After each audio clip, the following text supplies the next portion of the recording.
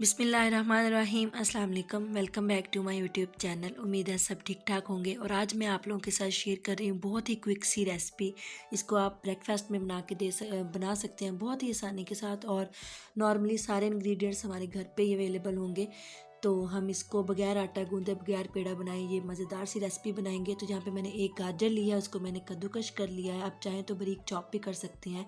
एक शिमला मिर्च लिया, उसको भी बहुत बारीक कट कर लिया है। एक टमाटर, उसको भी फाइनली चॉप कर लिया है। थोड़ा सा धनिया लिया है, उसको भी कट कर लिया है। और 4 से 5 सब्ज़ मिर्चें लेके उनको भी क्रश कर लिया है।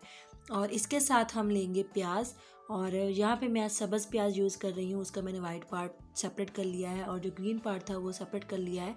अगर आपके पास ग्रीन प्याज नहीं है तो आप नॉर्मली जो हम खुश्क प्याज घर में इस्तेमाल करते हैं वो भी ऐड कर सकते हैं, कोई प्रॉब्लम नहीं है। और इसके साथ जो है बहुत कम से इसमें मसाले ऐड करेंगे। तो 1 टीस्पून हम पिसा हुआ धनिया डालेंगे, हाफ़ टी स्पून कुटी हुई लाल मिर्च ऐड करेंगे और 1 टीस्पून हम इसमें डालेंगे काली मिर्च का पाउडर और 1 टीस्पून हम इसमें नमक ऐड करेंगे। तो ये सारे स्पाइसेस जो है हम इसमें ऐड करेंगे। तो हमने इसको नॉर्मली मिक्स करना है और बस इसको पकाना है। कोई आटा नहीं गूंदना, कोई पेड़ा नहीं बनाना, कुछ भी नहीं करना है।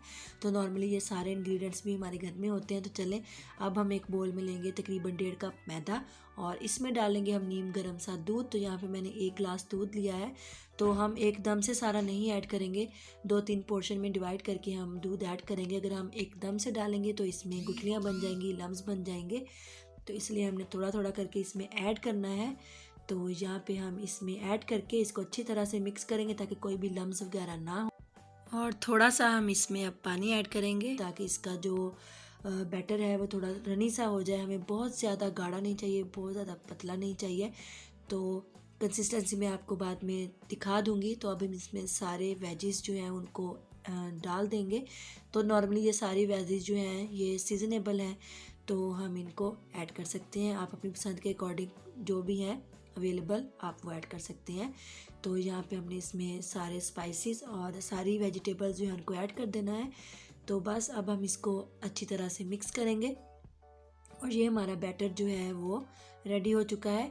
तो यहाँ पे मैं इसमें थोड़ी सी लाल मिर्च डालूँगी, कश्मीरी लाल मिर्च ऐड कर रही हूँ। वो ज़्यादा कड़वी नहीं होती है, मतलब इतनी ज़्यादा तीखी नहीं होती है। तो आप चाहें तो स्किप भी कर सकते हैं। तो मुझे थोड़ा स्पाइसी पसंद है तो इसलिए मैं इसमें थोड़ी सी ऐड कर रही हूँ। तो अगर आप कम स्पाइसी खाना चाहते हैं तो आप स्किप भी कर सकते हैं। तो यहाँ पे हम अच्छी तरह से इसको कर देंगे मिक्स और ये हमारा बैटर बिल्कुल तैयार हो चुका है। तो अभी मैं आपको कंसिस्टेंसी दिखाती हूँ। तो बिल्कुल ऐसी होनी चाहिए, ना ज़्यादा पतला हो ना ही गाढ़ा हो। तो अब हम एक पैन लेंगे, उसमें 1 टेबल स्पून के करीब हम ऑयल या घी आप जो भी इस्तेमाल करना चाहते हैं वो डालेंगे और इसको अच्छी तरह से फैला लेंगे।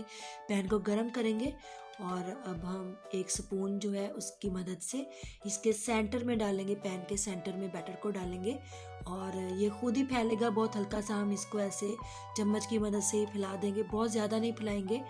तो बस हमें इसका बैटर जो है ऐसे फैला देना है। तो बहुत ज़्यादा बड़ा साइज़ भी नहीं बनाएंगे, बहुत ज़्यादा छोटे साइज़ में भी नहीं बनाएंगे, बस नॉर्मल से साइज़ में हम इसको बनाएंगे। तो बहुत ही आसान है, विदाउट एग ये हमारा ऑमलेट तैयार होगा और बिल्कुल बहुत ही हेल्दी और फ्रेश है क्योंकि इसमें बहुत सारी वेजिटेबल्स हमने डाली है।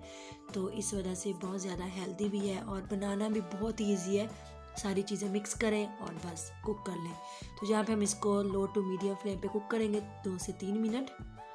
तो अभी यहाँ पे इसका कलर जो है वो ऊपर से बिल्कुल चेंज हो चुका है। तो हम इसकी साइड को टर्न कर देंगे और इसको स्पैचुला की मदद से थोड़ा सा हम इसको हिलाएंगे और बस अब दूसरी साइड से हम इसको कुक होने देंगे। बस हमने सिर्फ ध्यान ये रखना है कि फ्लेम को हाई नहीं करना है, नहीं तो ये जल जाएगा और अंदर से जो है वो कच्चा रह जाएगा। तो बस लो टू मीडियम फ्लेम पे ही हमने इसको कुक करना है और बस ऐसे ही हम दोनों साइड से इसको पका लेंगे। और ऐसे ही अपने सारे जो ऑमलेट पराठा है विदाउट एग हम उसको बना लेंगे। तो आप लोग ज़रूर ट्राई करके देखिएगा, बहुत ही मज़े का बनता है और बहुत ही टेस्टी लगता है। आप इसको रायते के साथ सर्व करें, केचप के साथ, जैसे आप लोग खाना चाहें आप इसको सर्व करें। आप शाम की चाय के साथ भी बना सकते हैं, बहुत ही मज़े का लगता है। तो यहाँ पे हम ऐसे ही सारे पराठे जो हैं उनको तैयार कर लेंगे। तो पराठे मैंने तैयार कर लिए हैं। तो तकरीबन इतने बैटर में हमारे 5 से 6 तैयार हुए थे। और यहाँ पे मैंने रायता बनाया है, साथ सब्ज़ मिर्च और धनिए का और साथ में केचप है। तो बहुत ही सॉफ्ट है और बहुत ही हेल्दी है। तो हम इसको अब रोल कर लेंगे तो यहाँ पे देखें मज़ेदार से हमारा जो क्विक सा नाश्ता है वो तैयार हो चुका है। तो आप इसको लाजमी ट्राई करके देखिएगा, बहुत ही मज़े का बनता है और इतना डिलीशियस है, इतना सॉफ्ट है।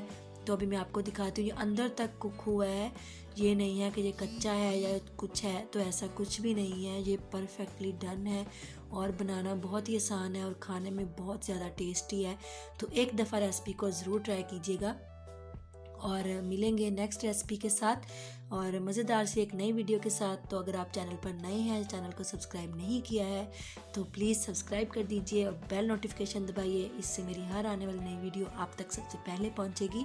और मिलेंगे अगली वीडियो में। अपना बहुत सारा ख्याल रखिएगा, दुआओं में याद रखिएगा। रेसिपी पसंद आए तो लाइक और शेयर ज़रूर कीजिएगा और चैनल को सब्सक्राइब करना नहीं भूलिएगा।